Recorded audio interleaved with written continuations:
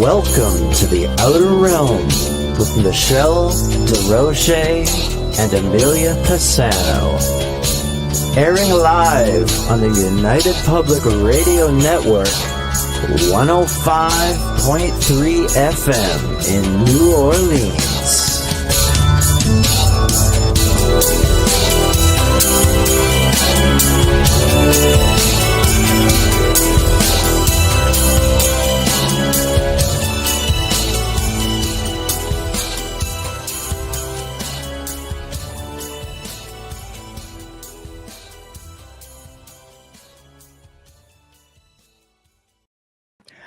Good evening, everyone. Welcome to the Wednesday night segment of The Outer Realm. We are broadcasting live on the United Public Radio Network, 105.3 FM from the Gulf Coast, 107.7 FM from beautiful New Orleans. We are fully sponsored by the amazing people over at Folgers Coffee who have been a part of our journey for the last several years. So thank you, Folgers. We couldn't do it without you, nor would we want to. Also, big thank you to Justin Snicker, aka Dr. Snick, the Sonic Surgeon, for the contribution of his time, his music, and his voice for the intro you just heard. He's an award-winning composer of Halloween, horror, sci-fi, and dark wave electronic music, which can be found on all of your favorite music streaming platforms.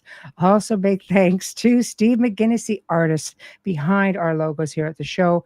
Check him out on Facebook and Instagram. Also specializes in the Halloween and horror genre, but does great commission pieces of any type. So, Bubbly, you're with us tonight. You're in the house. Yes, I made it. The storm didn't stop me. Yeah. Yeah. That's good. I'm so excited. Anytime I get to see your face, I'm excited. Thanks. It's always great when you have a good show waiting too, which is phenomenal. I was crying all day. There's a storm. I can't lose internet. I need to be there. I really want to be there. The storms. 'Tis the season of the storms. We always get that. Yeah. Living in Timbuktu, you lose internet right away. You do. You do.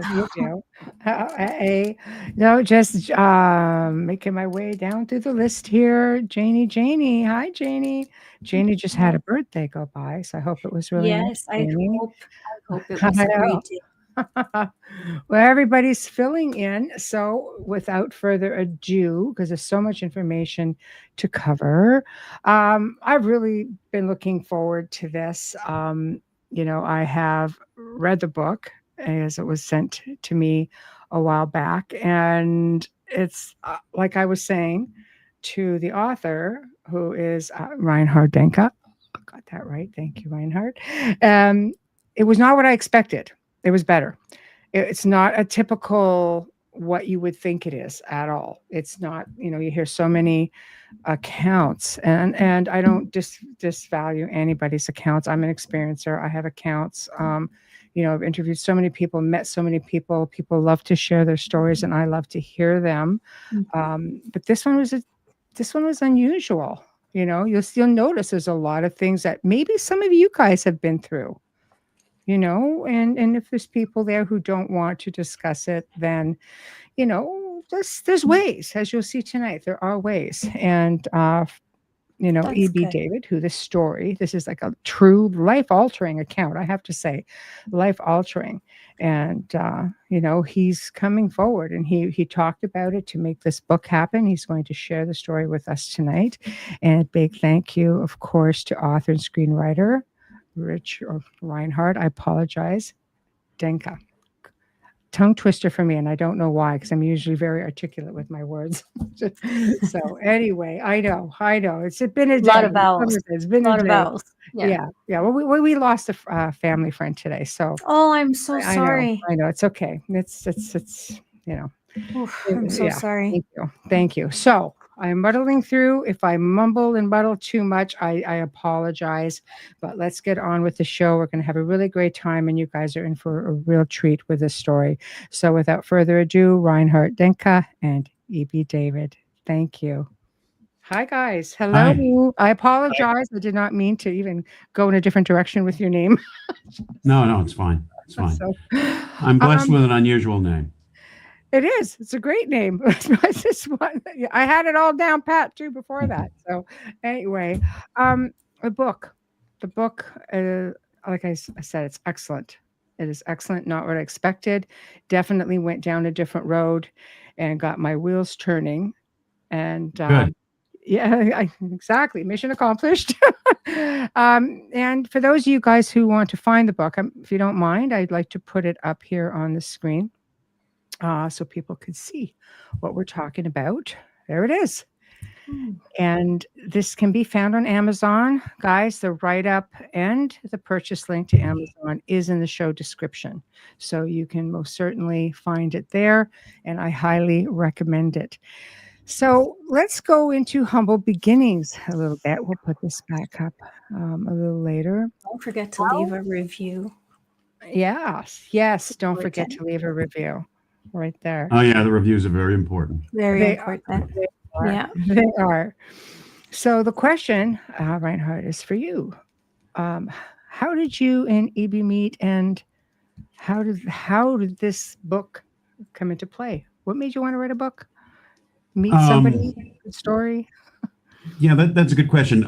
I met him through mutual friends, and I found that we had similar interests, but in television and movies. You know, I work as a screenwriter, and we're both fascinated with movies and TV shows from a certain period. TV shows, especially from the 1960s and 70s. We concentrated on those. Movies anywhere from the 1930s all the way up to the end of the 1980s. And anything with Gene Hackman. Me too. You know, he's the best. It was just the best. And his passing this year was especially difficult. And sad. For both, but I mean, EB and I talked about it. It's like I lost my dad, you know.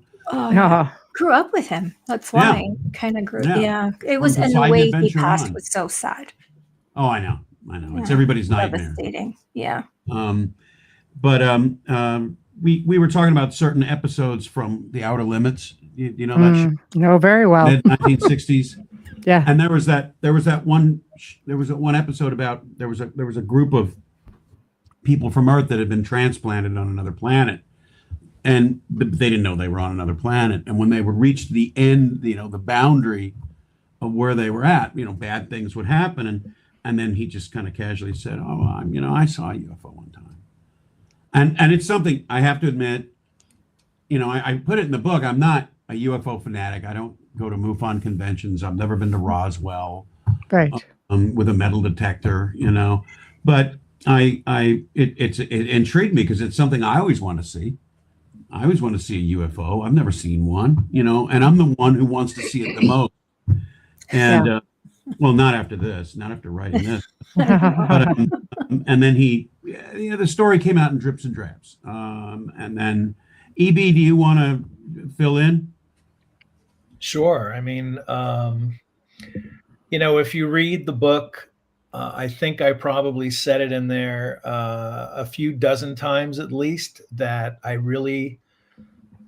don't usually like talking about this kind of thing, even my own story, because as soon as I do, people will either smirk or roll their eyes or dismiss it immediately. At least that was my experience in the past. Mm-hmm. You know, I was telling my wife about it once many years ago, and she just kind of shrugged it off. Mm-hmm. And the thing is that I don't need to prove anything to anybody. I can tell you exactly what happened, when it happened, and go into great detail. You know, like anyone, I have an imagination, but I don't have an imagination that's so good that it creates physical and psychological issues. Mm. So anyway, yeah, that's how it happened. We were having a talk about something and I kind of froze up, and one thing led to another. And then Reinhard said, let's sit down and really talk about this. And I agreed to do it, but I've never done that before. And I mean, the reason that I have my camera off, or you have it off and I have it blocked here, is because I don't want anybody showing up at my house. Mm-hmm. I don't want anybody identifying me and tracking me down and calling me in. And I'm sure that happens. I've heard that it happens, and I'm just not that interested in being one of those people. Nobody wants to be on the radar. And the fact that this happened so many years ago and that you still have the concern speaks volumes as to how the experience has affected you. Yeah, I mean, these days, a lot is happening in this area. I read an article the other day. Actually, I texted it to Reinhard about an organization or an app that takes reports of undersea objects. And when my wife saw the article, I showed it to her. When she saw it, she said, "Oh, maybe sometime in the not too distant future, people will start to believe." And I said, "Yeah, hopefully including you." No. It's hard for a spouse. Yeah. It's hard to wrap because they don't know how to help. Yeah. Yeah. I understand that. And I respect you for wanting to remain anonymous this way. Yeah, it's difficult. I'll just say one more thing about my feeling in general. I was driving from Southern California up to Las Vegas a couple of months ago, and there used to be this place near the border of California and Nevada that was called Alien Jerky.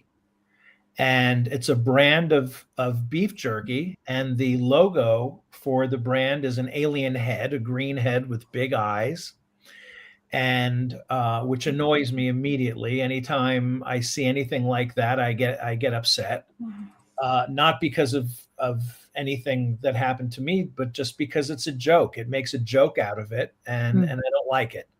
So it used to be a trailer on the side of the road with that big alien head, Alien Jerky, and people would stop there and buy beef jerky. Well, now they've closed the trailer down, and now it's a gigantic flying saucer on the side of the road, bigger than it's bigger than a house. It's probably bigger than 2 or 3 houses. And now it's this giant store, and people park and run inside and buy souvenirs and beef jerky. And I saw it, and I don't know if I called Reinhard or I texted him from there and just said, "This is a perfect example of what I'm talking about. You built this thing as a beef jerky store, and you don't even realize the impact that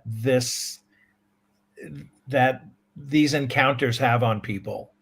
So basically what's happening is you're feeling like this is so serious and it's being commercialized, and people are just cashing in on, some of these experiences.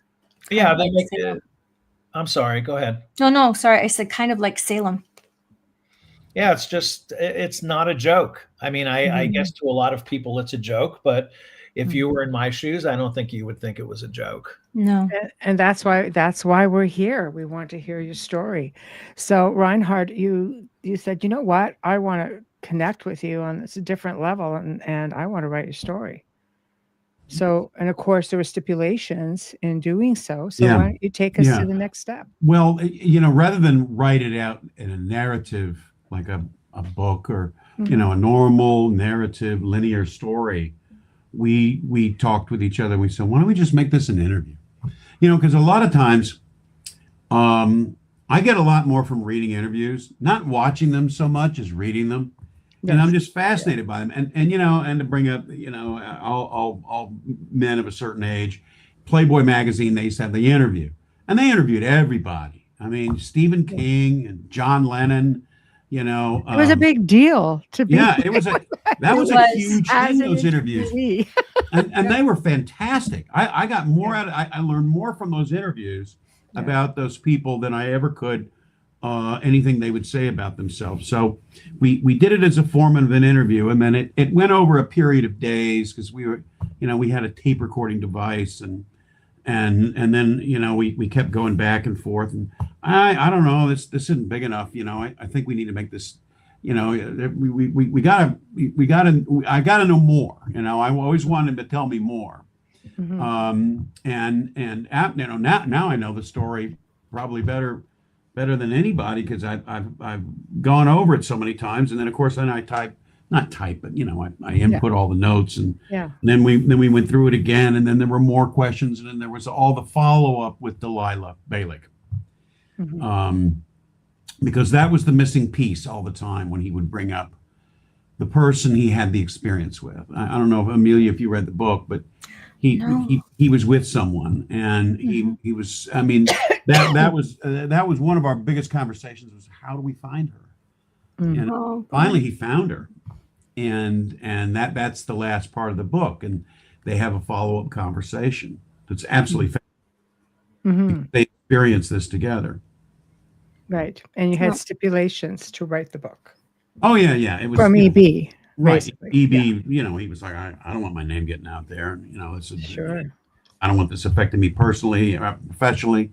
Personally, I don't want my family. I don't want them, And so, I understand that, because not everybody can be Whitley Strieber, right? Because that's his thing. I mean, he was a perfectly normal novelist, and then he wrote Communion.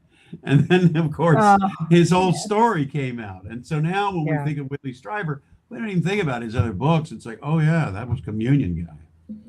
Yeah, but there was some really rough spots in there too. Like it took a lot for him to come out and say, well, this happened to me, and this happened to me, and it's still happening. Remember, they were following him. It's true. Yeah, he was on some train in the 1950s, and they were on a train with him, and it just went on. But then EB and I, we had long conversations, and then the book, it happened over time. The first conversations were in December of last year, almost a year ago, and then subsequent conversations January, February, March, April, and then we started putting it together. Because I remember I was visiting my mom in Texas when I was doing a lot of this stuff. Right. I'm definitely going to read it. And I'll send it to you. I think that Amelia's been on hiatus. Sorry. I was off medical. I feel like EB is so courageous and so kind and generous in sharing this, because I'm sure that there are people that are listening tonight that will read your story and somehow possibly heal and know that things do happen and that they're not alone. So I thank you for that. Thank you. I mean, I'm hoping the same. I'm hoping that, when I spoke with Delilah, I guess I'm going to the end when we should be at the beginning. But when I finally did speak with her, it was something that I was hesitant to ask her about. I didn't want to know if she experienced the same kinds of things over the years that I did. And I felt like it was asking too much to delve that deeply into her personal life now, because I knew her in 1982. I don't know her now. And I don't know what's happened to her over the years. I mean, professionally, I know, because I would look every now and then. I mean, I don't know, Michelle, if you want me to talk about this now or not. You start. I mean, you can make mention of this, or you can start from the beginning. I always say, like, this is your show, so you guys take it where you want to take it. So, okay, I will start then on the night that all of this began, which was June 29th, 1982. Okay. And I was in upstate New York attending a summer program at a university.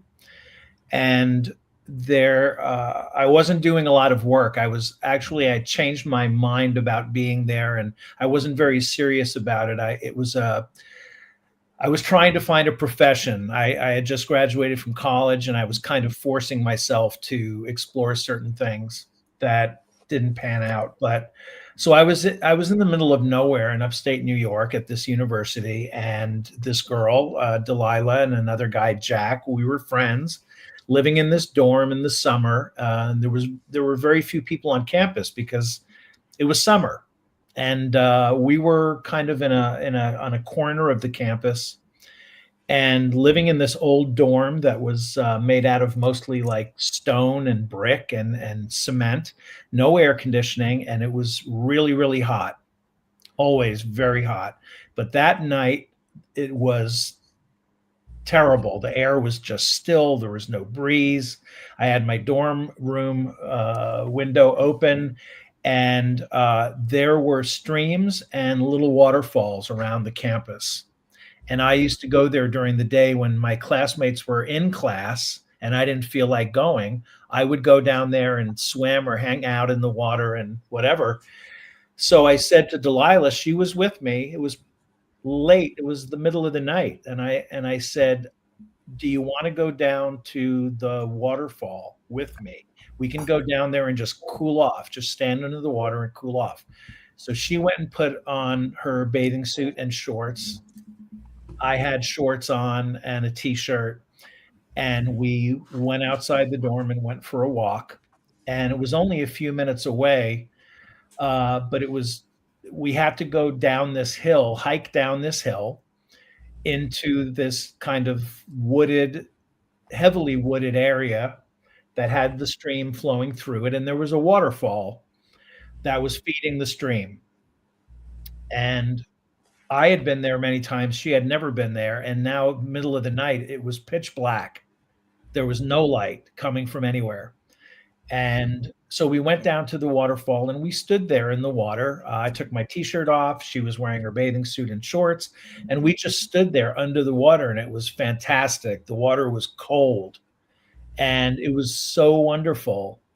And probably a minute or two later, I don't think it could have been more than that, I kind of stepped away from the waterfall, and I just noticed that the plants that were in the water, these little scraggly weed-looking plants that were in the stream, that were flowing with the current of the stream, were glowing a very bright green, light green color. And so as the water flowed and these weeds or these plants would move, they would give off this bright green color. And I said to Delilah, I said, look at this. Isn't this cool? I mean, this reminds me of this place in Puerto Rico that we went to when I was a kid called Phosphorescent Bay. And they had algae in the water, this kind of special algae that if the water got mixed up, the algae would glow. And I said, that's what this must be, because this is what it looks like, and it's glowing in the water. And she said, well, okay, well, that sounds like a plausible explanation. I mean, there was no reason for these plants to be glowing this bright, bright green color. And I looked up, I just happened to glance up at the shoreline of this stream, and I noticed that the moss on the base of the trees was glowing the same green color. And any of the little plants that were on the ground near the tree stumps were glowing the same bright color. And as I started looking around, it looked like Christmas lights, like everywhere on the ground of the forest, little green lights everywhere. And so I said to Delilah, well, this can't be caused by the running water, because the moss is not in the water. These other plants are not in the water. Where could this green, glowing green light be coming from? And that's when I looked up at the sky and didn't see the sky. What I did see was an object the size of a car, about 25 feet above our heads, completely still, motionless, no sound, no wind, no noise of any kind, glowing that bright green, giving off that light green glowing color. And it was just above us, and it was above us for about half an hour without moving. Wow. That's scary. Yeah. And that's, something that Reinhard and I talked about, was that people see, quote unquote flying saucers. They see whatever they see. And usually it's this quick thing. They fly by, or you see something in the sky and it disappears, or, maybe you see something, flying for a while, whatever it is. I've never I've never heard of anyone having the kind of experience that I did where I stood under this thing. It was directly above us and it hovered there, like I said, for about a half an hour without moving at all.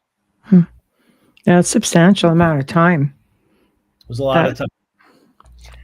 And something that was important that I know I said in my interview with Reinhard many, many times is that there was no fear involved in this.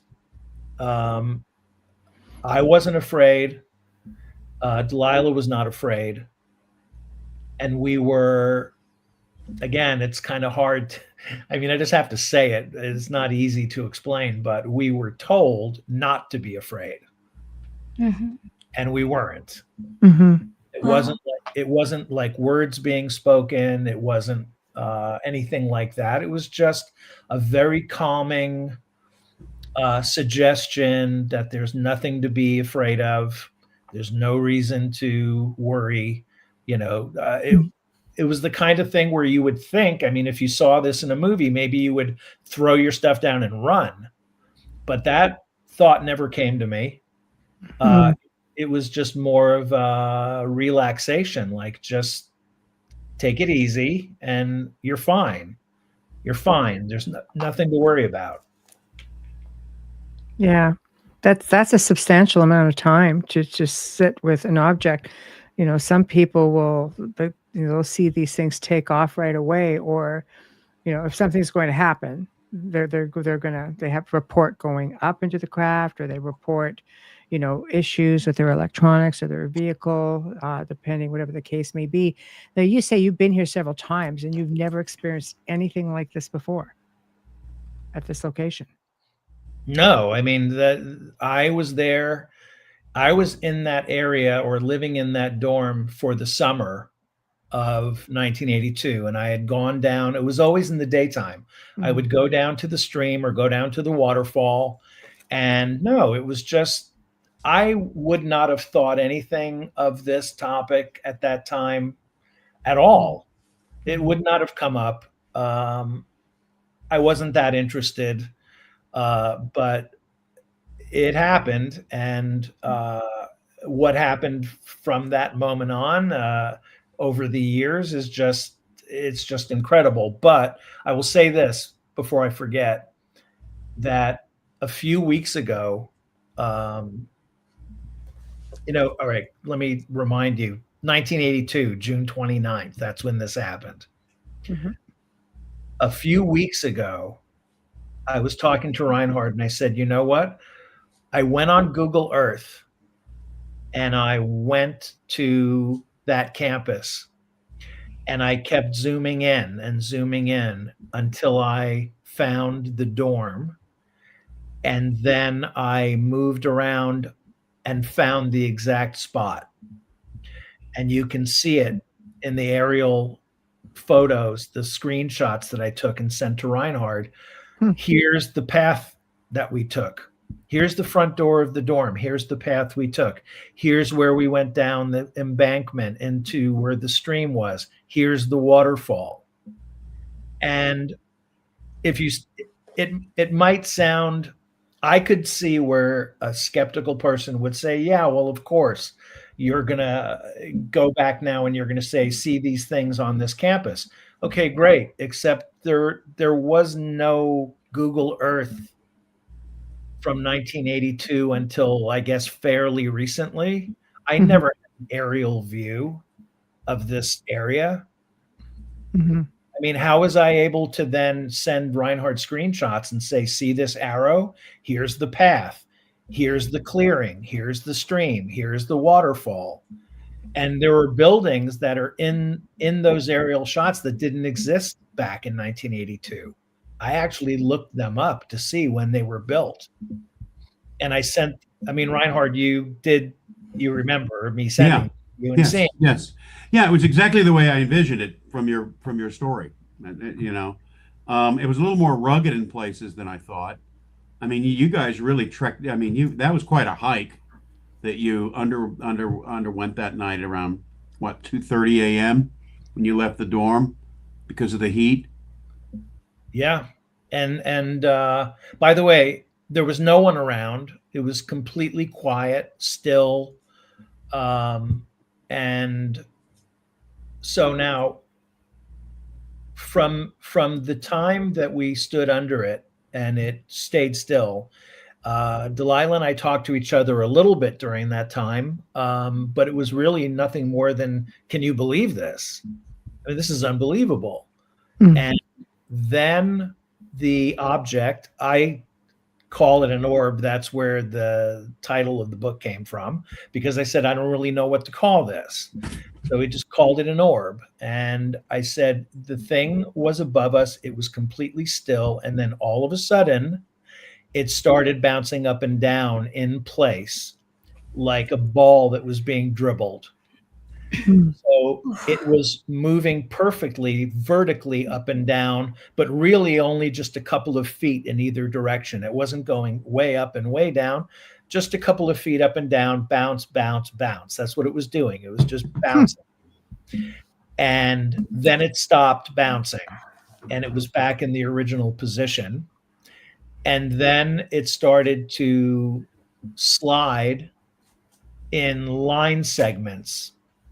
It would slide to the left and stop, then to the right. Then it would go on an angle, a line segment this way, that way, this way, that way. It was, I don't know if you guys remember this or if you're even old enough to know what I'm talking about, but there was a toy way back called a spirograph. I remember, and I'm aging myself. In fact, I had one. Okay. So in a way, I know them only because of commercials and my sister-in-law. Sorry, didn't have one. But in a way, that's what it reminded me of, because on a spirograph, you put the tip of the pen through the hole and then you would move it around and it would create like a flower or some kind of design. Yeah, so almost like a mandala. Right. Right. And the orb was moving in line segments around this clearing and back and forth across the center, back and forth, back and forth. And one of the things about it that was so amazing is that there was no drift in the flight. In other words, it didn't fly and then taper off and slide a little bit and then go back. The line segments were exact. So it would move to the right and stop. It wouldn't slide. It wouldn't move. It would just stop dead and then come back the other way and then go up on an angle and then back this way and that way and that way. And it was just flying back and forth around in these segments. And it didn't dawn on me immediately, but it was almost as if it was scanning the area below it. It was moving around and photographing, for lack of a better word, photographing everything from every angle up there. So do you feel that it was aware of your presence?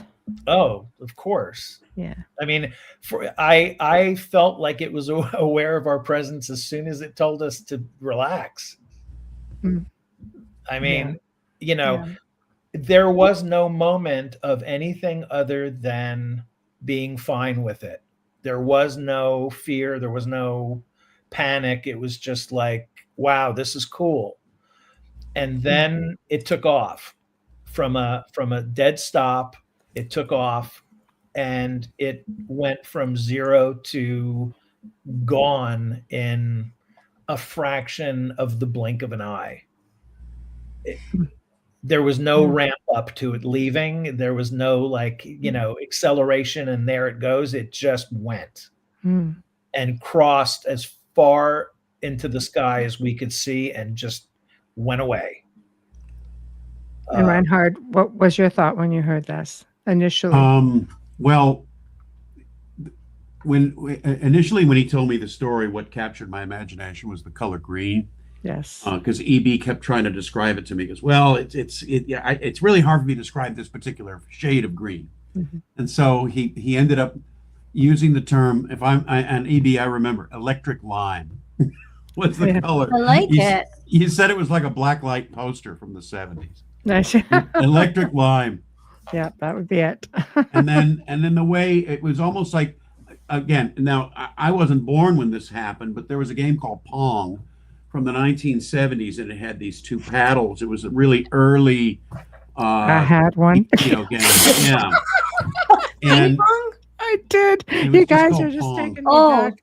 not the Sorry. drinking game. Sorry. And anyways, when he was describing the movement of the craft, it made me think of Pong or the first Tron movie, the way things would just go and stop, and Yeah. you know, and the other part that absolutely fascinated me was when EB opined. You know, he said, "I have a feeling that they were scanning us," and then it made me think of an MRI machine, and it creeped me out. You know, it's like, yeah, that's right, because the MRI machine goes back and forth and back and forth and measures your head. You know, it's going over your head or your arm or whatever's being photographed.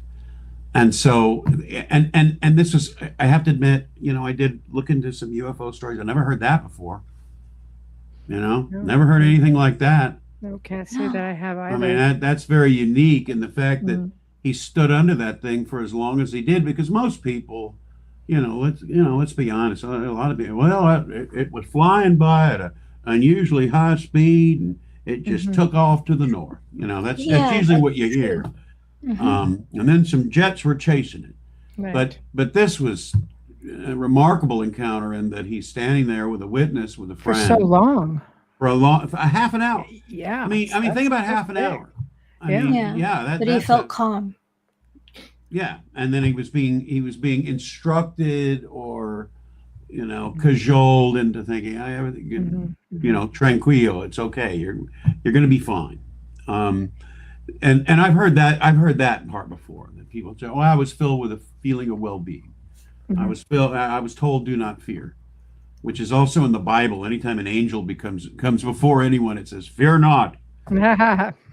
Because I have a feeling they're not delicate creatures with wings. They just must look horrible, you know, when they come down. So all that absolutely fascinated me, and then the next part of EB's story is where I got pulled in even more as a listener, because and it compelled me to want to work on this, is the things that happened subsequent to the encounter, which was, EB had said initially, but maybe between 30 minutes. Between 27 and 30 minutes is when it did the movements, and then after the movements, it took off. Yeah. That's the fascinating part about it as well, is that it just doing all of these little movements, like it had so much time to really observe it. And you're right, you don't get a lot of opportunity to do that. No, and still recall every detail. That's not common either. Well, you know, what's every time I see something now, it's not often, but every now and then I will look when there's like a congressional hearing or something, and Reinhard and I will talk about it a little bit. When you hear these people like, you know, Navy pilots or, you know, people like that have encountered certain things, when they say, yeah, you know, it was flying in a certain way, and then it just made like a 90-degree turn, which you can't do. You know, a human body would be torn to shreds if it was moving at that speed and it was able to stop and turn. And they talk about the patterns that these things would fly. I usually, when that happens, I just smile and nod or shrug and just say, yeah, I know, but I knew that in 1982. Like, you're saying that now and people are hearing that now, but my version of what happened hasn't changed since June of 1982. Oh, because it's the truth. Yeah, it's always been the same, and it's never going to change. And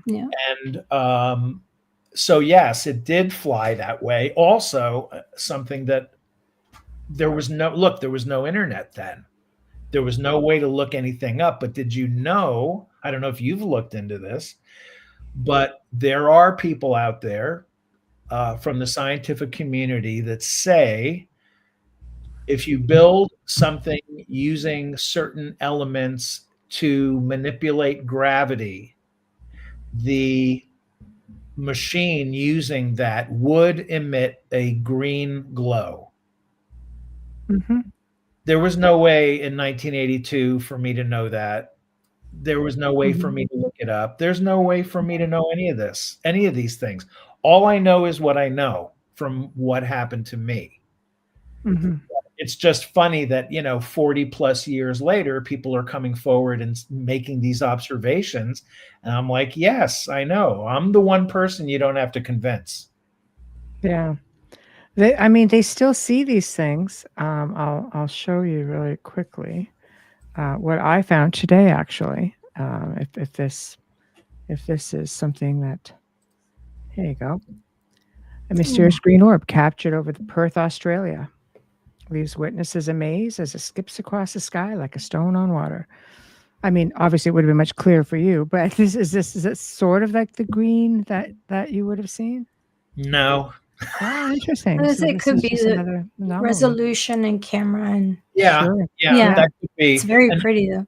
Yeah. And by the way, the green glow of it, Mm-hmm. this is hard to explain. A lot of this is very hard to explain.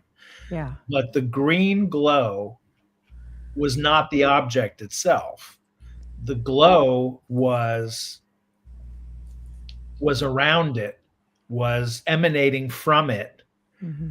but it wasn't part of it. Like an It was- aura. Yeah, Exactly. like, So yeah, exactly. the glow was being caused by something. Mm. But the object itself was not green.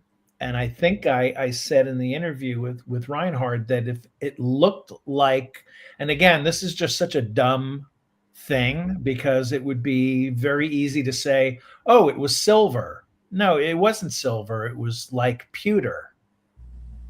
Because there's a big difference. One is a shiny, pretty thing, and the other one is like a dull, very like industrial looking nothing of a material, but that's what it was. So I don't have to dress it up and make it sound better than it was. That's exactly what it was. Yeah. But anyway, standing under it and experiencing that was the good part. I'll put it that way. Oh. And if you, I mean, you read it, Michelle. You did, yes. Yeah. So Yes. that was the good part. Yes. And after that, really, aside from dreams, none of it was good. Wow. Things just devolved. And for example, I feel like I'm talking too much. Do you want to interrupt me? No. It's your story, Reinhard. Jump in whenever. Like you guys, we want to hear your story and both of your perspectives. Okay. Well, that's the most fascinating part to me is the subsequent after the sighting. Mm-hmm. We'll get into the missing time in a second. But Yes. the missing time, and then it's like he's having physical and mental reactions to this, and he wasn't. It's interesting because you read the book. You're not putting two and two together. Suddenly he's listless. He can't sleep. He's agitated. People keep saying you have anxiety. You have anxiety, which is sort of a catch-all phrase. It's like cancer. Sure. Cancer describes a lot of different diseases, and anxiety covers a huge gamut of psychological manifestations, and he's going through all this, and then of course there's physical things that start happening that are even more alarming. E.B., man, if you wouldn't mind, I think it would be wonderful if you shared with the audience about from the moment that object vanished over the horizon, what happened. Yeah, this is when it was. Looking back on it, it makes total sense. At the time, it didn't, and it was terrifying. So the dorm, like I said, it was summertime. Very few people were at the school, and we had our meals in the basement of the dorm. They had a little cafeteria set up there. And so in the morning, we would go down and have breakfast at like 8:30 before classes. So that morning, I was sitting at the table with Delilah and Jack and a couple of other students, probably, I'm trying to remember if it was 3 or 4 other people. It was a full table. But Delilah was sitting on one side and Jack was sitting on the other side of me. And I was telling everyone very excitedly about what had just happened to us a few hours before. Because like I said, breakfast was around 8:30. We went out to the waterfall around 3 and had to have been there until probably close to 4 and then went back to the dorm. So I'm telling everyone and I'm very excited. And Jack is listening. Delilah's just sitting there listening. And the other people are kind of, like I said, smirking, rolling their eyes. You're crazy. And then it hit me very hard that I had no memory whatsoever of getting to the table for breakfast. I went from standing in the woods, watching this thing fly away, to sitting at breakfast, telling everyone about it. And it was the scariest thing that had ever happened to me in my life, because I thought I was losing my mind. How is that possible that I didn't remember walking back to the dorm with Delilah? I didn't remember changing my clothes. I didn't remember walking to the dining hall. I didn't remember anything. All I knew was I was sitting at the table talking. Oh, how many hours have passed, you think?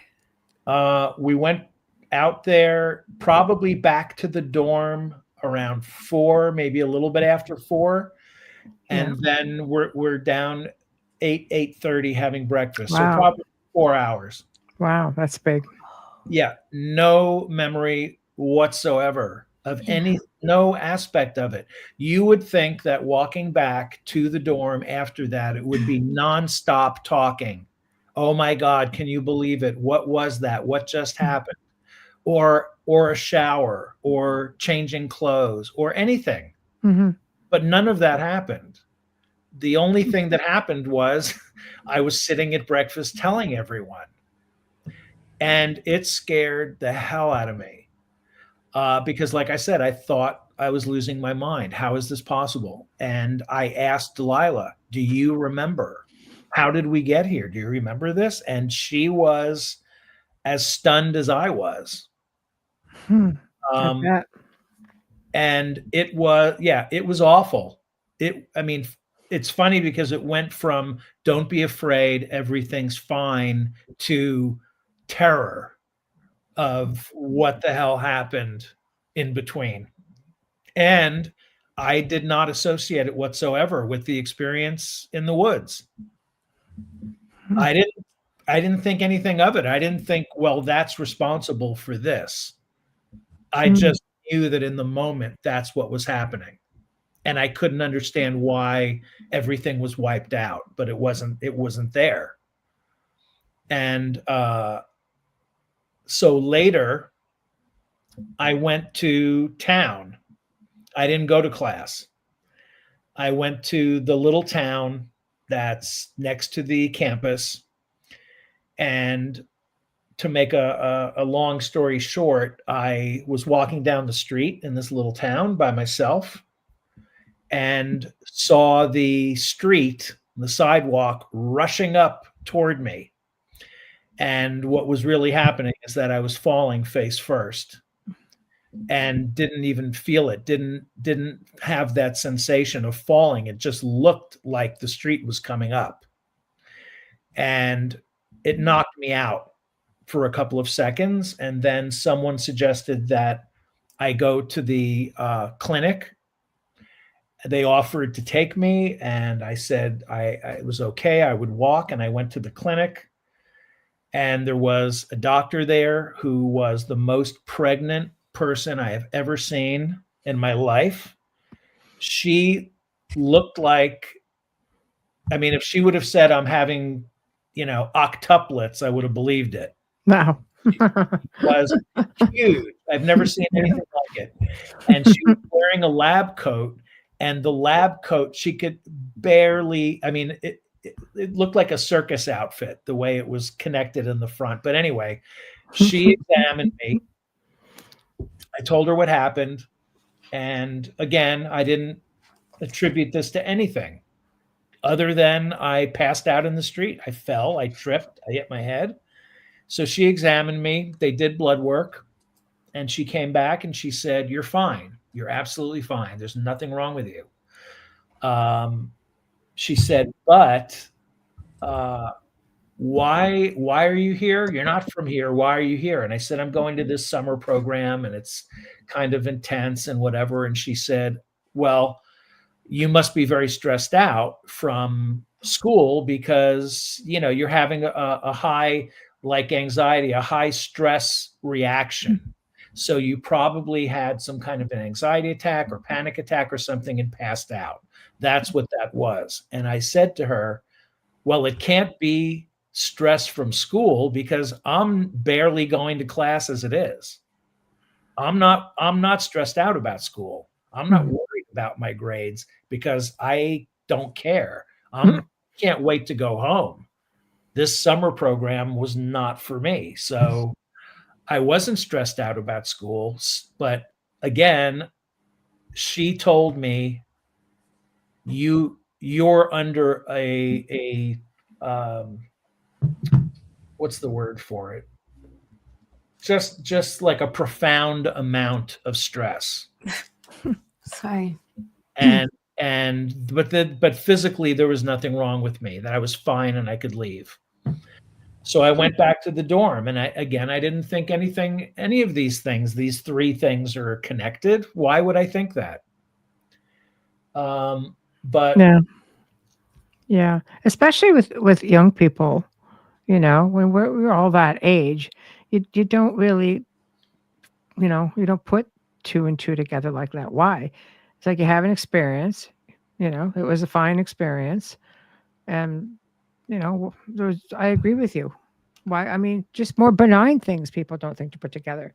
Something substantial like that's like, wow, I've seen UFOs. I could say, oh yeah, I saw one, but it does, and it's things that subsequently happened to me after that, I would not think to do. Right. Yeah. I didn't make any connection there. No, of course not. No. And she was so dismissive, which is sad.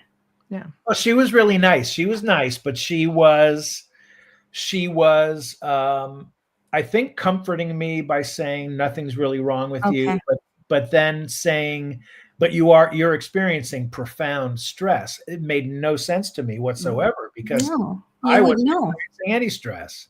Yeah, but you would know. Remember the way you described it to me. She said it's in your speech patterns and the expression on your face. Oh yeah, that is true. She did tell me that my speech was forced. That I was, I guess, trying to get something out and wasn't.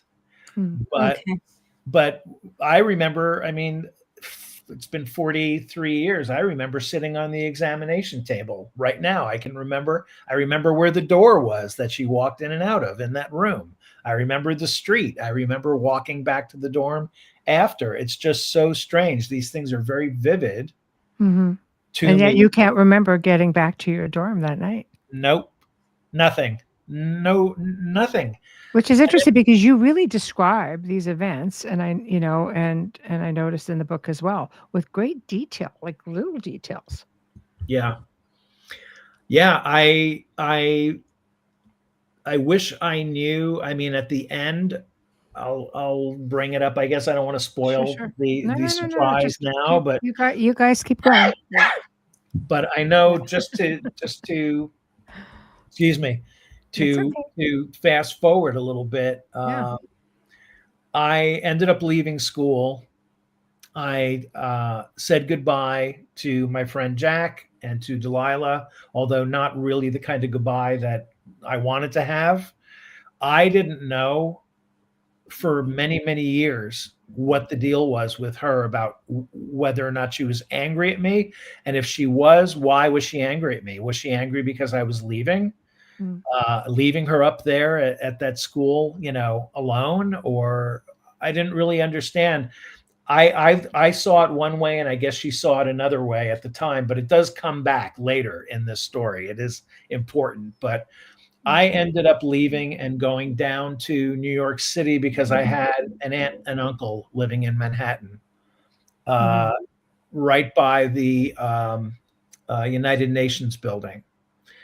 And I came down and I wanted to go to school, a different school. I wanted to do something more constructive with my life and actually, get a career going. Like I said, I was having a hard time figuring out what to do with my life. And I had an interview. I talked my way into being able to have an interview at a school that normally did not interview people, especially when it was past the deadline for applying. I felt like I could make a convincing case and I could basically force them to take me into this school. And so I had to go for an interview, and I needed a haircut because I had long hair and I had to make a good impression. And my uncle gave me the money to go get a real haircut. A real haircut. I love a that. Real haircut at his Well, it was barber. 1982. Yeah, I get it. So he gave me the money and he sent me to his barber. And I was at the barber getting my haircut. And I had very dark brown hair. It was long. And I'm sitting in the barber chair having my haircut. And the barber just went, "Whoa, look at this." And he turned me in the barber chair, turned me sideways, and held up a mirror and showed me the left side of my head.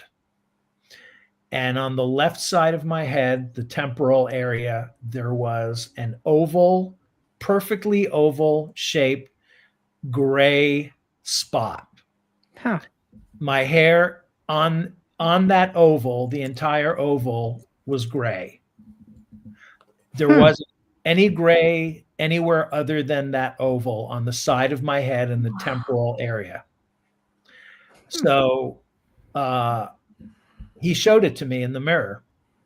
And I was like, wow, look at that. And he said, "Have you ever had this before?" And I said, "No, this is the first I'm seeing this." And the really bizarre part of the hair thing, the gray oval on the side of my head, or the silver grayish oval, is that it was only against the hair against my skull. In other words, it hadn't grown out. Right. Like it wasn't gray anywhere else. It was only gray right there. So I saw it and I thought, well, this must have just happened, because it couldn't have been growing for a while, or it would have been in my hair, but it wasn't in my hair. It was just that one spot of new hair in that area. So EB, how big was it? How big was the oval? Yeah, how big was the oval? I would say like an egg, size of an egg. So that's pretty good size against the head. Substantial. Good size. And by the way, horizontally, not vertically, egg shaped, horizontal. So it's an oval on the side of my head, left side, temporal area. And the barber said, "I've seen this before a couple of times and on other people." And I said, "Really?" And he said, "Yes, it's called something." I don't remember what he called it, but he called it something. And then he said, "Some people claim that their hair will go gray from one day to the next after experiencing a terribly frightening occurrence." That's true. Yeah, I've read that as well. Yeah. So again, what does that have to do with me? It's not like I immediately said, "Oh yes, there's this." No, I didn't. But you weren't terrified either, were you? No. At least not consciously. No, I just saw this thing and he cut my hair and it was there. And people would ask me, people that I'd meet would say, "Oh, why do you have that thing?" And I would say, "I have no idea." But it did grow out. and I haven't had it since. I have gray hair now the hard way. Yeah, me too. Yeah, the real way. The real, Yeah. But things, again, one thing after another, again, seems very innocuous, and it was. I mean, just having that thing didn't mean much. Mm-hmm. But then I was staying with my aunt and uncle in their apartment by the UN, and they had a TV. They had a little, like a guest room, not set up for me. It had like clothing racks for my aunt, and they set up a thing for me to sleep on the floor, and they had a TV in there, and I was watching the David Letterman show. It was the original Letterman show. Mm-hmm. And it was way before it was just musical acts and comedians and actors. He had anybody on that was an interesting guest. Mm-hmm. So I just happened to have the TV on, and he had an African-American gentleman come on. He was a black FBI agent who was on vacation with his sister and his sister's family. They were in Massachusetts. They were driving back to Washington, D.C., and they were going through part of Massachusetts and part of upstate New York on their way to Washington. And he was describing how their car was either being chased or being driven next to by a UFO. And he was describing it. And I was listening to this guy, and I was thinking, yes, exactly. Yes, I understand. And it turned out that it was June 29th that he was talking about. It was only a few days before, really just a few days. Wow. And I went, and that was at night. In the morning, I went to the payphone downstairs from my aunt and uncle's apartment, and I called the David Letterman show. I called the network, and I called and asked to speak to someone. They put someone on, and I said, I need to get in touch with the FBI agent that was on the show last night, because I can help him and he can help me. And they wouldn't give me the guy's contact information. That's a shock to me, because you think that they might want to get a collaboration going or something. Well, if they did, the assistant to the producers weren't aware of it, because all they did was tell me that they were not allowed to give away any contact information, any personal information. Yeah. And so that was a dead end. There was nothing I could do. I called and tried to get it, couldn't get it. But I tried over the years, once the internet became a thing available to everyone, I started trying to find the FBI agent. In his appearance on the Letterman show, he said that when he got back to work after the vacation and he reported it, they made him do a polygraph and they put him on paid leave. Wow. And I really wanted to talk to that guy because, like I said, I thought I could help him. Maybe I could say something that would help his bosses to understand something, or maybe he would tell me something that would help me out. But whatever, it never happened. And I've tried over the years to find this guy. Never happened. That's too bad. I was going to ask you if you had heard of any other accounts in the area during that time, or Reinhard, if you had researched and found anything in there. I tried to go back to the old Letterman shows in the summer of 1982. Yeah. And the show itself was pretty chaotic back then. It wasn't like now. Or it's off now, but you know what I mean. It became a very regimented, procedure show, and it was always somebody pushing their record or their movie or their TV show. But in 1982, it didn't even list the guest. And then EB found there was a website with sightings all over the country from one month to the next. And we did notice in 1982 there were clusters of sighting in that general area in June and July of 1982. Because the site it was by state. and by time and by date. But okay, those are the ones that were reported. Yeah, exactly. And what about people that saw things and said, I'm not going to tell anybody about that. I'll keep that one in here. Maybe after the show tonight, you'll hear of more. Yeah. June 29th, 1986. I would love it if anybody could tell me anything about what happened at that time. I would like to know. I'll skip to an important thing. Okay. And Reinhard, let me know if I skipped too far, if I forgot something in between that might be important. But I was having a lot of trouble sleeping. It's a lot of anxiety, a lot of just fear for nothing, for no reason, a lot of anxiety. And at night, when I would try to sleep, sounds would be magnified.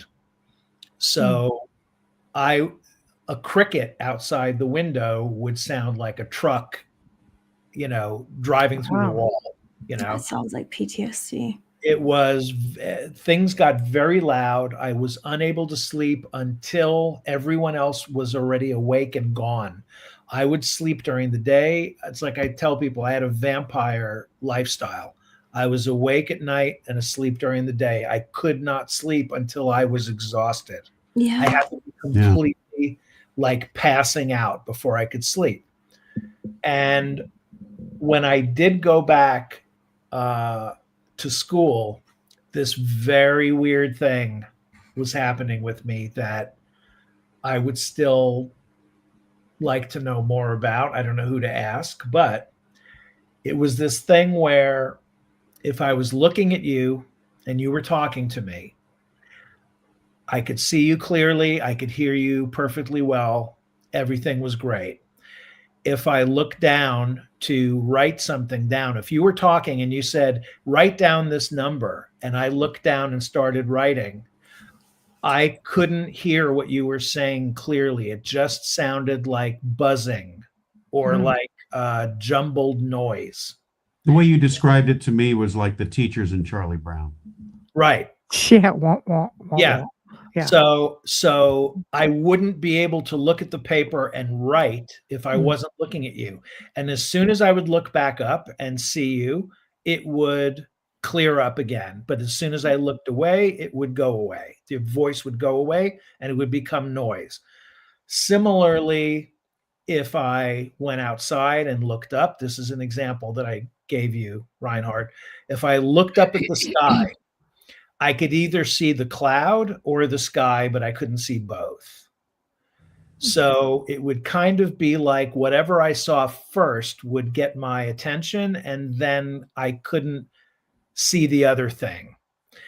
And what that was causing a lot of problems, because what that meant was when I was driving, I really had to be laser focused on what was happening directly in front of me. Because if I turned my head and looked at something to the side, then that's all I saw. And everything else disappeared. And it was really bad for a while. That didn't last long, but for the period of time that it did, it came and went. And when I did go to someone at the time, a therapist, to ask them what the hell is happening, what is that, their answer was, it's anxiety. Everything was anxiety. No matter what I said, it was anxiety. I can't sleep, it's anxiety. I can't hear and see at the same time, anxiety. I have this other thing happening, and everything was anxiety. I actually think it was, but it wasn't the anxiety that you hear about. It wasn't like I'm having anxiety because I have a final exam tomorrow. It wasn't like that. But in the midst of all that, the greatest thing was the recurring dreams. And I still say, I wish I had those dreams now.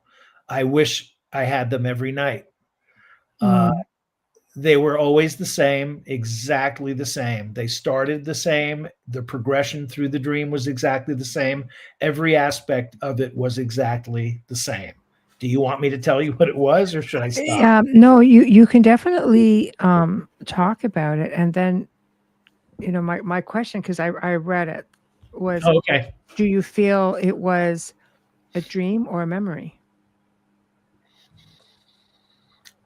Okay. Well, my answer now would be that it was a dream that contained a memory. Ah, okay. Because Okay. it wasn't one or the other. Right. Okay. But Okay. but again, there's no way in the world. Oh, by the way, the problem of being able to see you, hear your voice, write at the same time, I didn't attribute that to anything either. I still was not saying, the inability to remember at breakfast, the passing out in the street, the gray oval on the side of my head, the inability to sleep and all of the noises being so loud, the disorder where I couldn't look away and hear your voice, and all of that. Those things didn't connect to me. In my mind, they had nothing to do with each other. They were all just separate events that were not connected.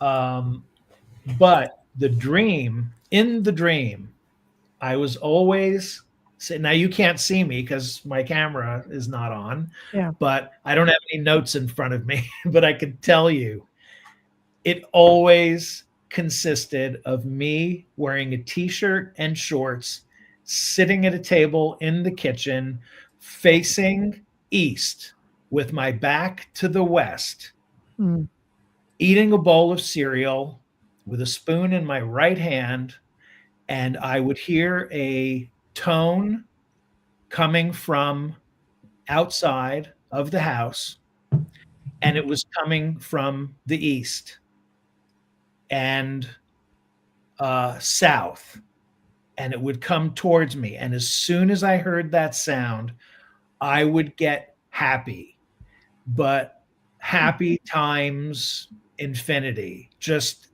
so I don't know the word for it, just euphoric. Right. It was just an amazing feeling. So good. It's almost like a trigger sound. Definitely. Yeah. The sound always occurred in the same spot at the same time in the dream. I knew it was coming, and there it is. There's the sound. And as soon as I heard it, I would feel euphoric. I would jump out of my seat, run to my left, right out the front door, cross the gravel on the front yard, and to the middle of the street, turn around and look back at the house just in time to see this flat orange disc moving over the roof of the house in my direction, flying at about 1 mile an hour. Crazy. And like I told Reinhard, we were actually, I think, laughing about it the day that I was describing this dream. It looked like a waffle. It didn't have the squares, the little squares of the waffle, but that's what it looked like. It was round, and it was there was really no depth to it. But it was orange, and it was moving like at a snail's pace, but the sound was heavenly. It was so wonderful. I loved it. Every time that dream would start, it was the greatest experience. It was wonderful. And always the same exact thing. It's same way it started, same way it ended.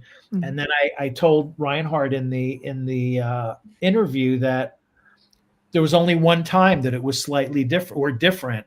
And that's when I was in Texas, catching a flight. And I was in the dream, I was on the tarmac at the airport. And as I was walking to the stairs to go up into the plane, I heard the sound. And the first thing I thought was, that can't happen here. That's not supposed to be here. And I turned around and there was the waffle coming out over the top of the airport terminal. But I knew that it wasn't right. Something was wrong with that. But I stopped, unfortunately, I stopped having that dream, and I have been missing it all the time ever since. Any idea why it would just stop? I don't know. There, it was. I would say it was replaced by something, a nighttime thing, not so great, which is something that was happening to me for a period of years. And it's too bad my wife is not sitting here right now so that she could start complaining about it. I hope she's not listening. that she would wake up in the middle of the night and find me standing at our bedroom window looking out to the street, and she would say, "What are you doing?" And I would say, "Don't you hear that? Do you hear that? Do you hear that rumbling sound?" She would say, "I don't hear anything." And I would say, "Well, something is coming, and I'm just waiting for it to get here. I'm just standing here looking out the window. I hear it. It's coming. It's coming in this direction. I'm waiting."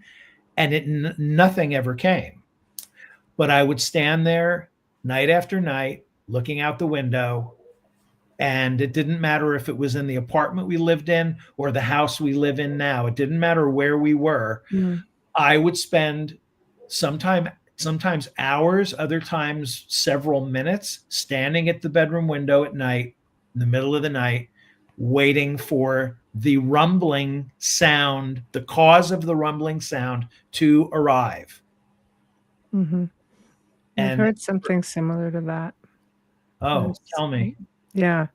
Well, it's I've heard it because we've had craft around high up, mind you. So it could have been there. You may not have seen it depending on, day or night. A lot of people have reported hearing this sound. I mean, even when I was in a location in Romania, which was widely known for UFO activity, it was more of a droning thing, like a low humming. It was constant, and it was well known for having sightings. If I can, just there's a few comments and questions coming up, but one question that has come up a couple of times, if you may, is have you ever had hypnosis or been regressed? About the missing time and maybe the dreams? I have not, and I haven't even really seriously considered doing that. Yeah. It's scary. When you open that door, you got to watch. Yeah, that's definitely a big part of it. Is I don't need to know the because I've had. It's hard to explain. I've had what I call impressions. That are not quite memories, or are they? I don't know. I really can't tell you. But I've had what I consider to be impressions of things, and they're all very scary. Yeah, you open that door, you can't undo it. So it's definitely not for everyone. Yeah. So that would be my answer to that. I do want to tell you though, again, before I forget and you run out of time, that I did have the most minor car accident. It's also in the interview in the mid 80s while I was going to school in Los Angeles. And just out of an abundance of caution, because I had a previous neck injury, and I was concerned about whiplash. I went to this little old Russian doctor who was a one-man operation near where I lived in LA. I went to his office and I had him examine me, and he said, "No, everything looks good." And he said, "I just want to do an X-ray of your head and neck." And he had an X-ray machine that looked like it would be right out of a Frankenstein movie. That's how old it was. looked like several generations before what was appropriate at the time. And he took an x-ray of my head and neck, and he brought in the film and he put it up on the light box. And he said, there's no fractures. I don't see anything. He said, but look at this. See this? And he showed me that in my left temporal area of my skull, there was a shadow. And he said, I don't know what this is. This is an artifact. That's what he called it on this x-ray film. He said, this x-ray machine cannot see inside your skull. It can't see your brain. This is only photographing your skull, but there is something that's showing up on this film. And he only showed it to me as a curiosity, not as a diagnosis of anything or a concern. He just showed it to me just to point it out. And that was in the mid 80s. And in 2000, I was complaining to my family doctor about feeling strange. And I go into it, I think, in a lot of detail when Reinhard interviewed me. And after they did a battery of tests on me, they found a oval-shaped, benign brain tumor in my left temporal area, matches the location of the gray egg in my hair, the gray egg shape in my hair. The piece of my skull that they removed in order to take out the benign growth was the shape of an egg. It's in the exact same space, same spot. And I have a titanium bracket permanently that holds that part of my skull together. And then developed some more crazy symptoms after that. But since then, I had 2 bouts of skin cancer. One of them was a week and a half ago. I had surgery. Thank you. I had, and both of the skin cancer removal surgeries were my left temporal lobe. So you're still, after all this time, having experiences. And how long has it been? Like, Reinhard, when was the story pretty much done? Like the book? June. Wow. Okay. May, June. Yeah. Yeah. So the story continues, basically. Wow. Everything that's ever happened in a physical manifestation has always been left temporal, nowhere else. Yeah. Thank God. Yes. And the only thing left for me to tell you about that I think is important is that my friend Jack from upstate New York, he was in the program with us. I stayed in touch with him over the years, and sometimes on the phone, mostly online. And he passed away sadly a few years ago. Very young guy, and he had some weird illness. Thank you. He's a great guy, really, really great guy. Very funny, nice, super smart. But I kept in touch with him over the years, and every time I would reach out to him, especially in email or messages, instant messages. First thing I would say to him is, "Hey, do you remember that night, or do you remember that day?" And that's as far into it as I would have to get before he would write back to me and say, "Of course I remember." And then he would start to describe me, my behavior, what I was telling him contemporaneously, like at that time. It was nothing new. It was all, yes, I remember you did this, you said this happened, that happened. So I was constantly checking with him. Do you remember?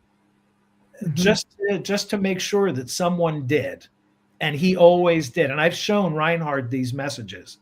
I've sent them to him so he could see them, and they're dated. They actually showed the dates and the years that they happened, because I wanted him to see that this guy that was with me at that time Mhm. remembered all of the crazy stuff that was happening. Oh yeah, he remembered. He remembered every time. And as far as Delilah goes, so I left in summer of 1982. In the late 80s, I was in Indianapolis with my brother, and her parents lived in Indianapolis, and she had a very unique name, and her dad had a very unique name. I looked him up in a phone book. Remember those?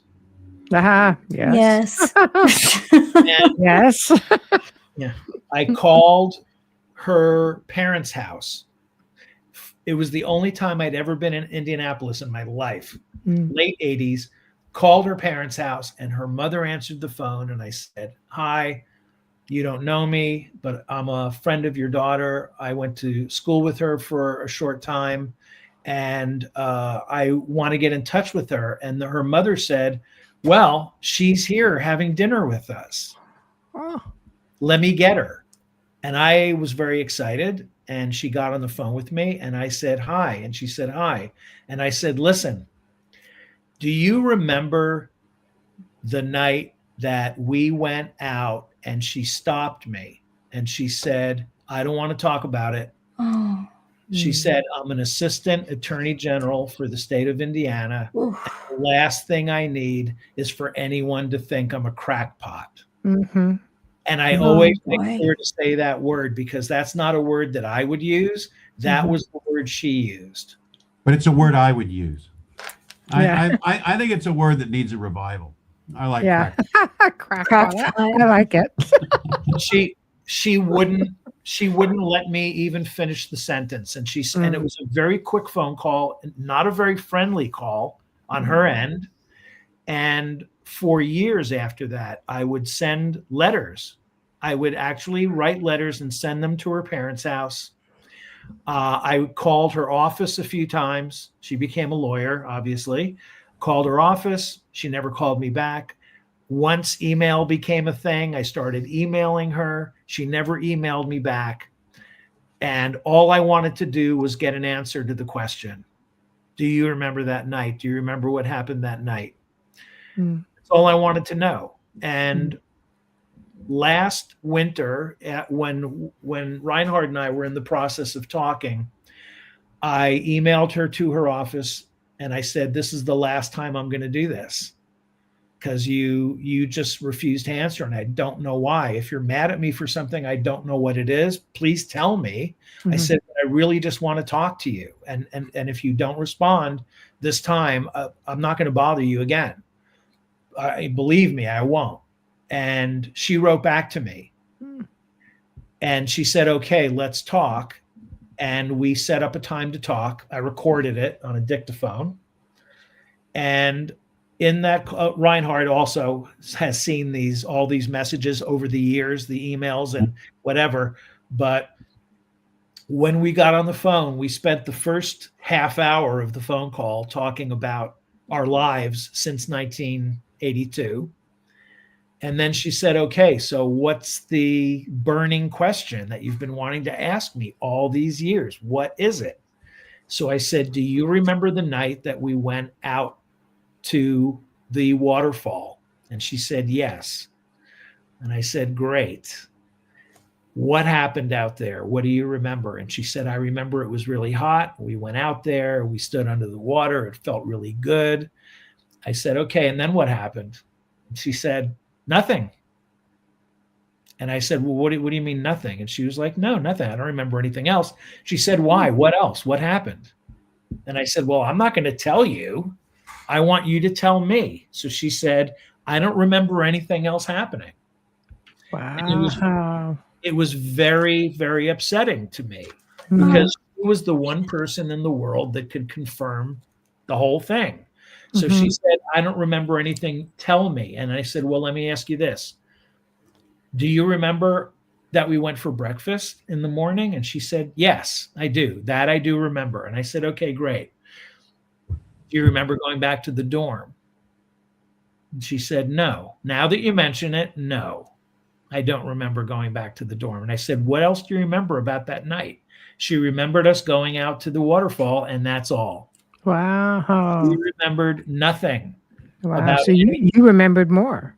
I remembered. She didn't remember anything. But then this is where it got very good for me.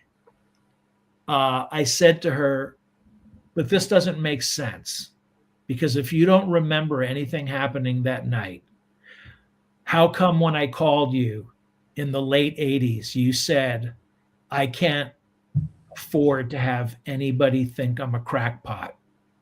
I'm an assistant attorney general at the state of Indiana. I can't have anyone think I'm a crackpot. What were you afraid of talking to me about that would have made people think you were crazy? And she said, that's a good question. I don't know.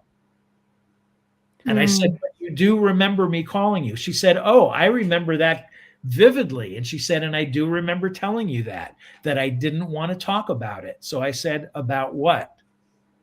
And it didn't matter how I asked her. She kept on saying, I don't know. She couldn't pull it out.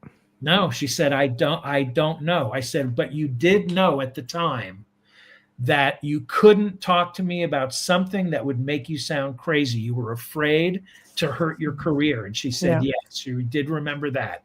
So to me, I felt vindicated that there was something. She knew something wasn't right. And in the late 80s, she refused to talk about it. And now she doesn't remember. And she was upset with you for leaving. Yes. For what reason? I asked her about many questions. I asked her about that. I said, were you mad at me because you never answered my letters? You never took my calls. Were you mad at me? And she said, no. She said, I don't remember ever being mad at you. She said, I remember that the word she used, she said, I remember that when you left, you were very mysterious. That was the word she used. And can I ask if she had any of the issues, medical issues and such, similar to what you had, or at least maybe it was a different pile, but did she go through any of that as well? I didn't ask. Okay, yeah. I didn't ask because I didn't feel like I could pry into personal like health stuff with her. It doesn't mean that I still can't ask her, but I'll tell you, because it comes right back to something you said a couple of minutes ago. She said, maybe I should have hypnotherapy. Yeah, she did say that. And she wasn't closed to the idea that something didn't happen. She was like, well, maybe something did. I just don't remember. And then she said, but that's not like me. But she was very open to the idea of getting hypnotherapy. Yeah, that would open so many doors, wouldn't it?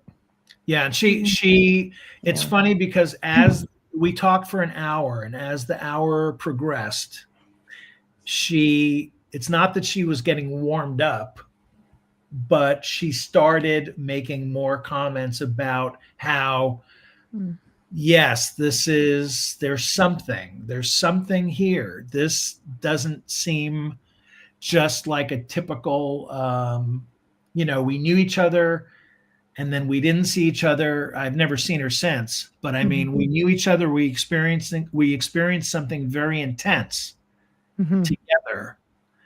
And then everything that happened after that, up until this phone call, was very weird.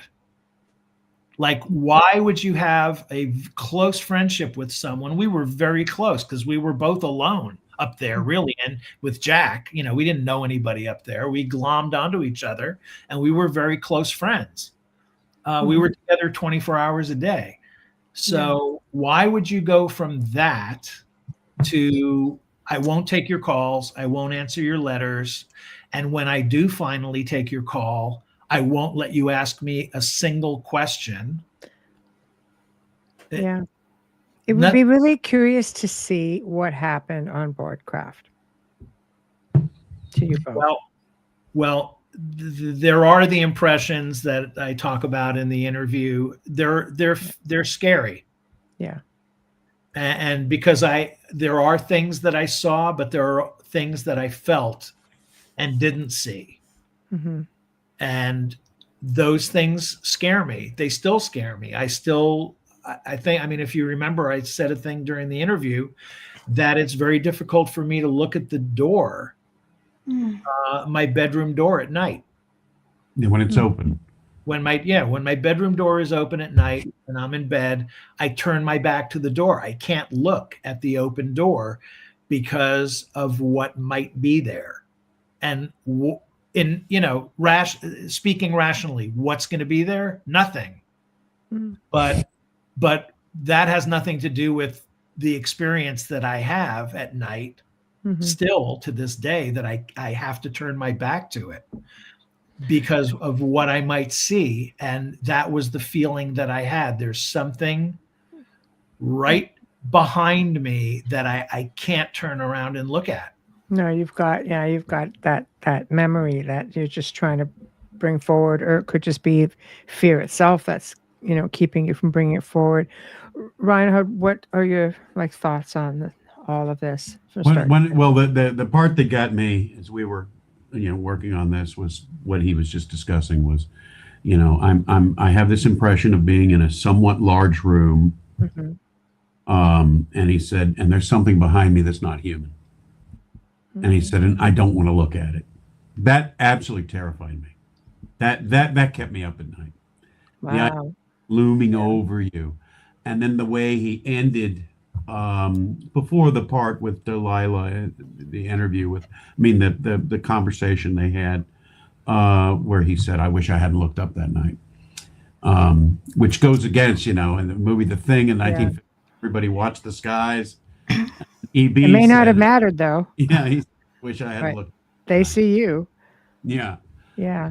That was my overall impression, and I was really pleased that he spoke with Delilah because it was miraculous, because we were in the middle of putting all this together when he got her on the phone. Because I thought that was going to be a missing chapter. I thought that was going to be, the missing link. And then when he spoke with her, she didn't say, "Oh, that never happened." I can adamantly say that never. She didn't do that. She just said, "Hey, it may have. I just don't remember it." And I'm open to getting hypnotherapy to look into my missing memories. And how he did remember it in 1989. How in the world would you not remember that? A lot of times they're called screen memories. They just wipe you. Yeah. Right, but I'm just saying, let's pretend that I don't even know how to say it. I'm just saying, how would you experience something like that and not remember it? Well, because something would have had to have happened to make sure that you don't remember it. Right. But to say, oh yeah, we went out there, we went and stood under the waterfall and cooled off, but nothing else happened. Really? How do you have that great of a memory for one thing, and what happened 10 minutes later, an hour later, 4 hours later, you don't remember? You're basically confirming what I'm saying, which is something happened that for whatever reason you can't remember it. But if you remember standing under the waterfall, you were there. You were definitely there. I was very happy to find out at the end. I'm not a science person. I think I said that 100 times in the book. I don't know anything about this stuff or how any of it works. I'm not into it, and I don't know. But I was very happy to find out, and I actually just looked it up out of my own curiosity to see if I was crazy, because the orb was the size of a car. Yeah. But the room that I stood in was the size of a house or a warehouse. And I said to Reinhard, how can something be small on the outside and big on the inside? And then I looked it up, and actually it's included. There's like 3 different theories that actually explain how that can happen. And I can't explain it, but I can tell you it's real. Something can be the size of a car on the outside and the size of a warehouse on the inside. Well, if you're taken somewhere, you have 4 hours of missing time. You could easily have been taken somewhere and then drop right back off in the same spot. You would never have been the wiser. Yeah. That's that's a viable explanation. These things allegedly move super quick, go to point A to point B relatively fast, may not even have been that far away. All they had to do was go up. Right. Nobody would have noticed it, and then bring you right back down. Yeah. There's a Well, lot of things to factor in, but there was one comment that I saw in the book that really stands out, and it was, "Don't look up unless you want to take the chance that your life will be turned upside down and that you'll be ridiculed." yeah. Yeah. And if we got scanned and that's to blame for issues that I've had, then I wish I wouldn't have been out there that night. I mean, why, you'd have to be crazy to wish things on yourself just for, a half an hour of being able to see something that very few people ever see. Well, here's a thought, and this is something that Wayne is making note of, and I just want to put it out there for you, because I'm going to ask you in a minute another question, and you can maybe just give this some thought, because this happens, by the way.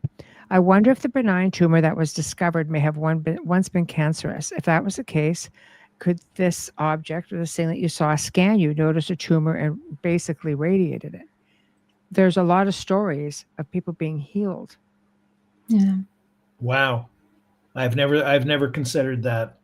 And it makes sense for the white ink oval as well. Yeah. Wow. Yeah, I've never thought of that. It's food for thought, because there's a lot of stories out there about people being healed. If there's a scan taking place, they would have seen it.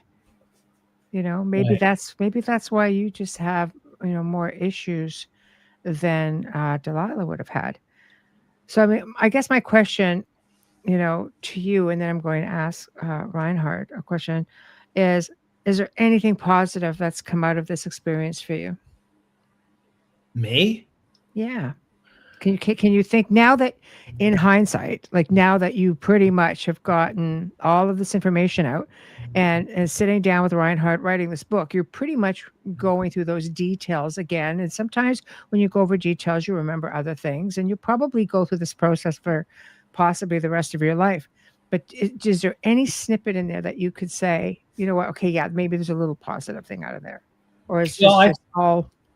Yeah, no, it's sad that I have had so many issues following that night.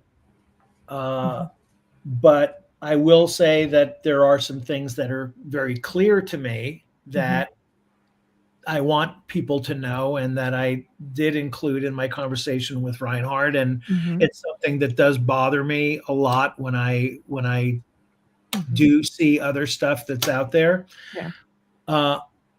Just like we were told not to be afraid, I would tell people, don't be afraid. The thoughts of beings having a plan to destroy us is silly. And look, I can't tell you exactly why, but I can tell you that I know, because I know. And there is no malintent going on. There is no plan out there for us to be destroyed or enslaved, or the earth to be, conquered or anything. It's all nonsense.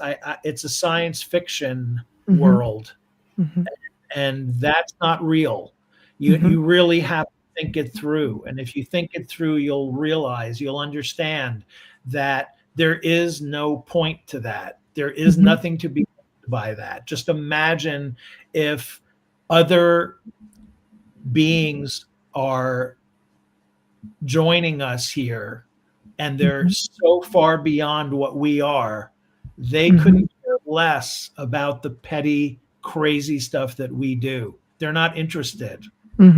No, You know, this is a good point. If they wanted us gone, we really would be gone by now. Those Yeah. Navy pilots said something like that. They said with technology like this, they could wipe us out in an instant. yeah, there is Yeah. nothing.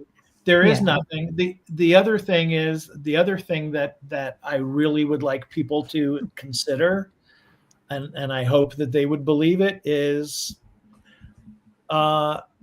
there really isn't any point to wondering how long it would take something to get here Mhm. from the next nearest place, Mhm. because we're a blip in history, It's true. and they have been here before.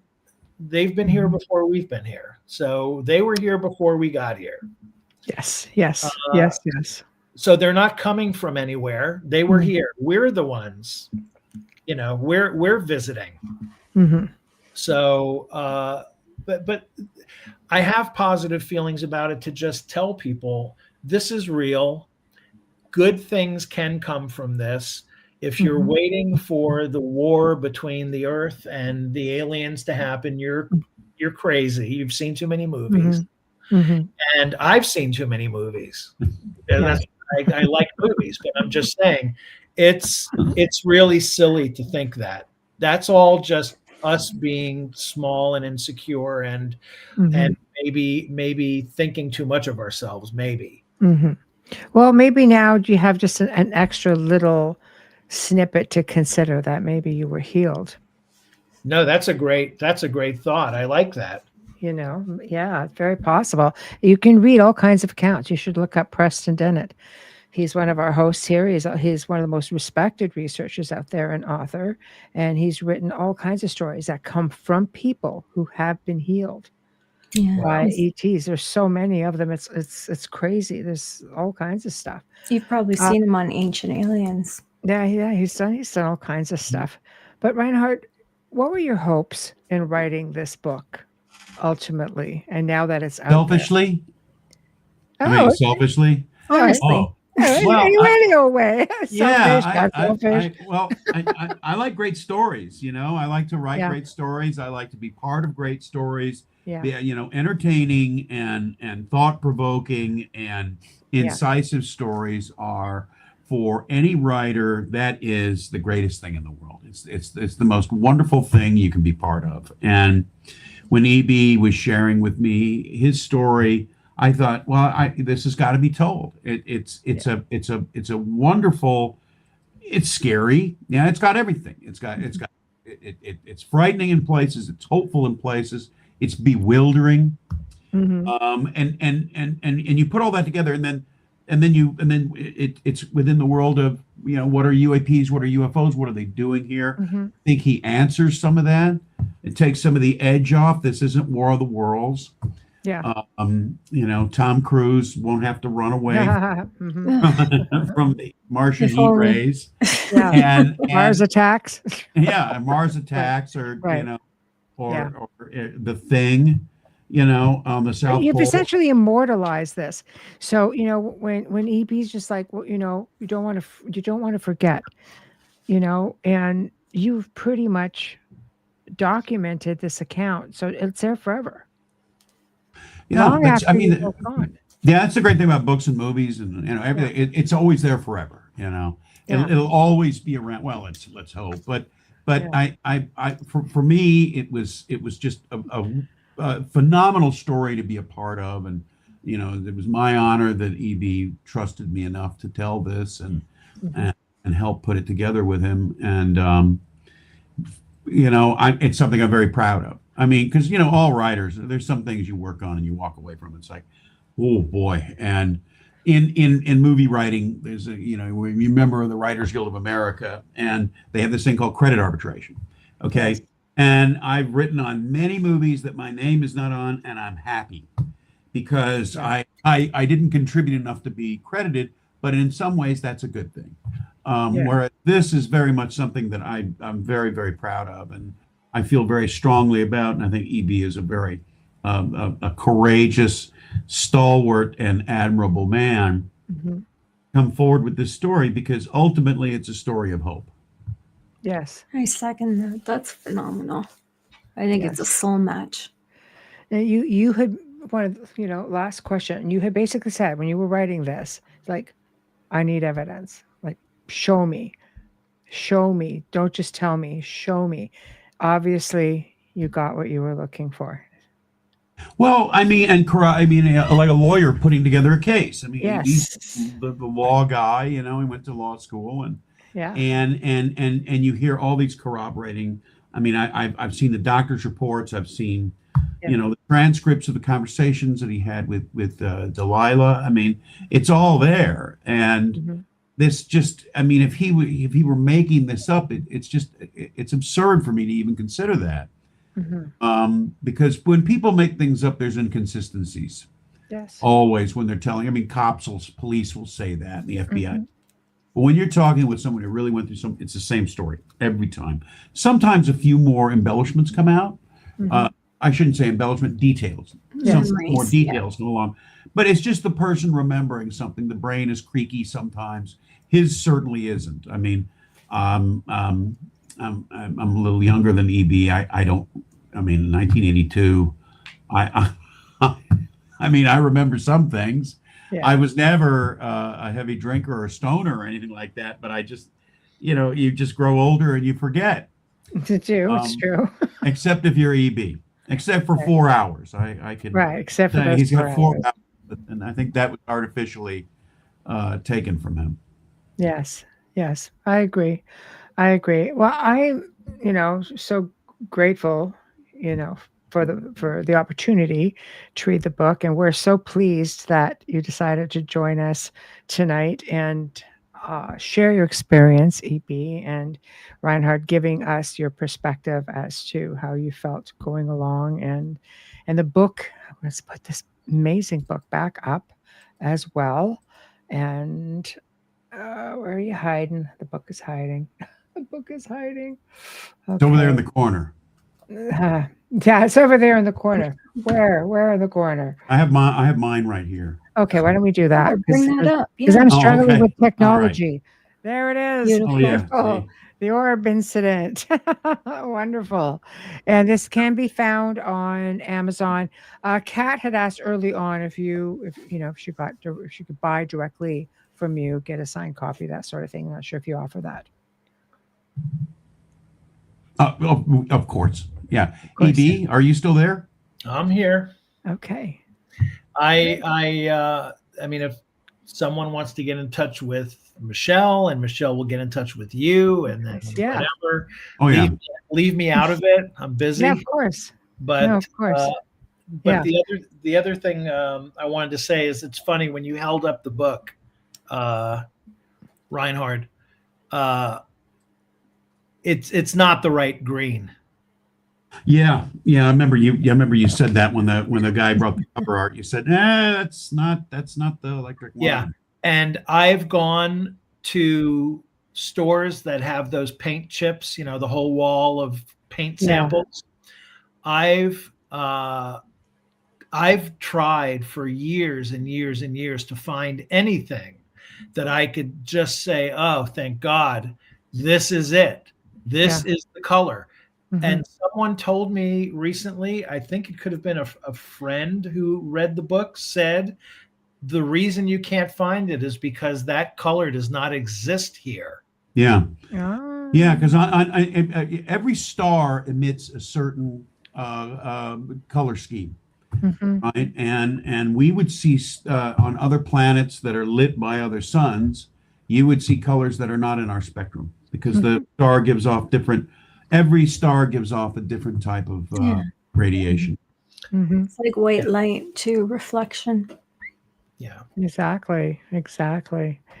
Well, it's been an incredible show. It really has. Thank you for having us. I mean, thank you. This has been wonderful. What an honor to have you both. It's such an honor. Thank you. Yeah. Thank you. You guys were great, and I just so appreciate the time that you've spent with us. It's just been very enlightening, and like I said, it's been very, very different. So thank you for that. Thank you. So everybody, thank you for tuning in. You've been watching myself and Amelia with EB David and Reinhard Denke. here on the Outer Realm. We've been broadcasting live on United Public Radio Network 105.3 FM from the Gulf Coast, 107.7 FM from New Orleans. Tomorrow night, tune in. Tobias Wayland returns to talk about his book, Strange Tales of the Impossible, compiled from the Singular Fortean Society's case files. Everything is connected. I promise you it is. So have a terrific evening. Much love to all of you who are listening. Much love to everybody in chat. Thank you, Reinhard. Thank you, Thank EB. you. Thank you. Good night. you. Okay. Good night. Good night.